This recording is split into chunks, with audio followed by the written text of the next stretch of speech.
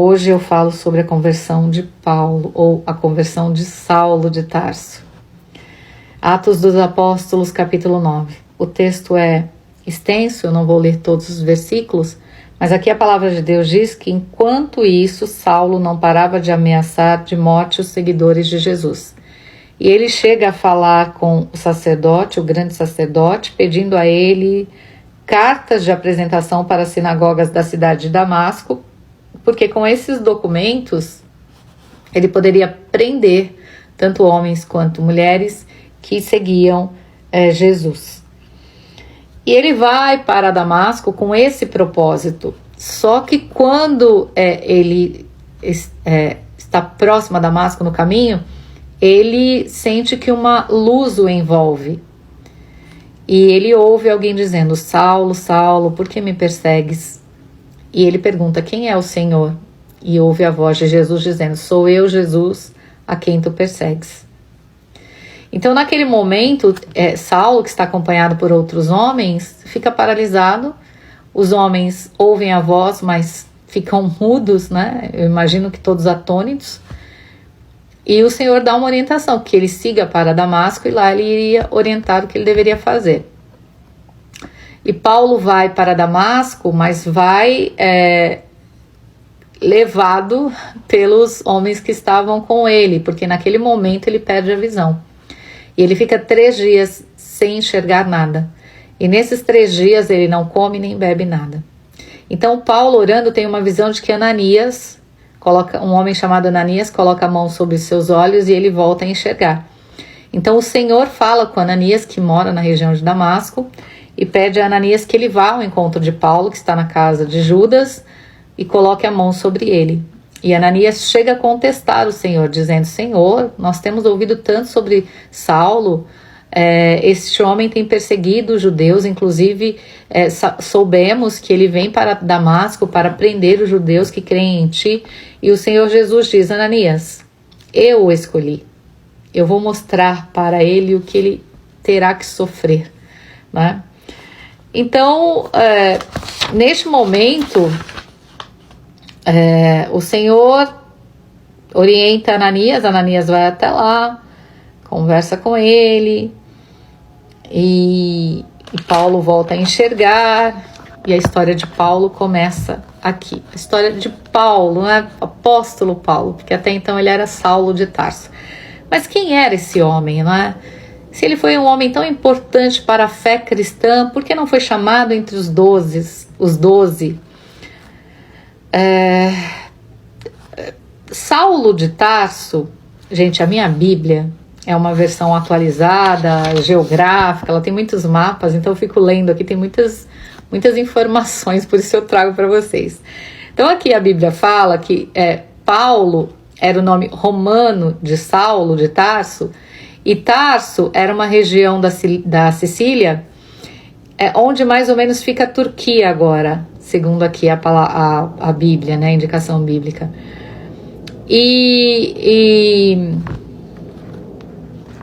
essa região, segundo a informação que eu tenho aqui, que não era uma região insignificante, não, era como se fosse um centro de cultura grega, é como se fosse uma cidade universitária.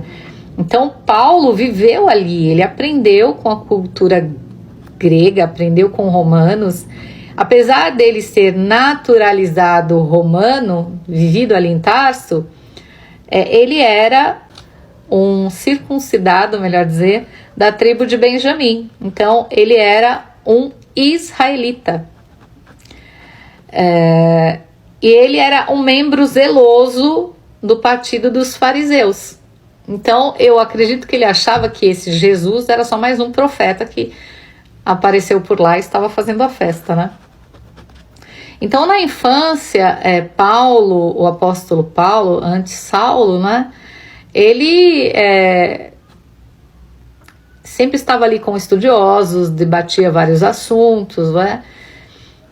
E ele conhecia culturas, ele conhecia idiomas, ele era um homem letrado.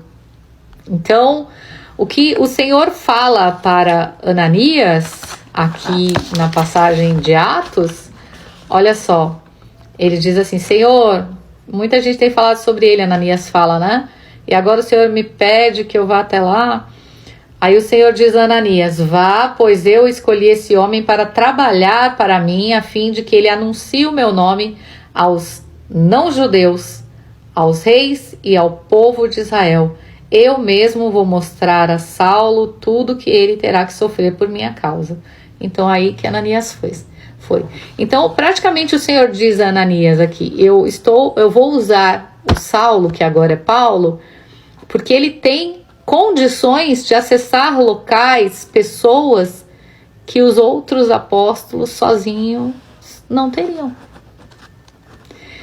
Mas não é sobre isso que eu quero falar hoje. O que eu quero dizer hoje, através da imagem representada pelo apóstolo Paulo em suas cartas, não é?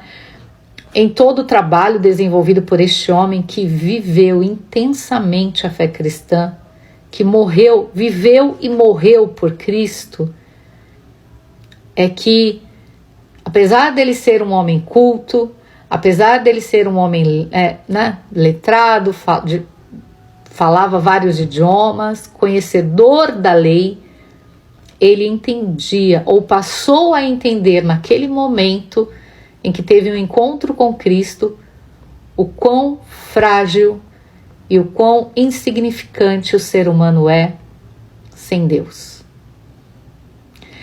E todos os dias eu penso nisso. Todos os dias eu penso no quanto nós seres humanos, somos arrogantes, nécios, quando acreditamos que podemos fazer as coisas por nós mesmos. O Senhor todos os dias misericordiosamente nos dá uma nova chance de mudarmos a história, mas nós insistimos em confiar em nossa própria capacidade. Às vezes eu estou aqui lendo a Bíblia e refletindo e fico pensando no beijo de Judas. Talvez todos nós nos comportássemos da mesma maneira que Judas, porque nós esperamos um Jesus que resolva os nossos problemas. Nós esperamos um Jesus que nos traga conforto, dinheiro, que realize os nossos sonhos. Mas no momento em que Judas beija o Senhor Jesus para entregá-lo à morte, eu entendo que Judas não entendeu que o que o Senhor Jesus veio fazer aqui foi nos livrar de nós mesmos. De nós mesmos. E todos os dias ele tenta nos aperfeiçoar como aperfeiçoou o apóstolo Paulo. Porque se você ler as cartas do apóstolo Paulo, você vai entender o que eu estou falando aqui. Por isso eu sempre digo, leiam e aprendam.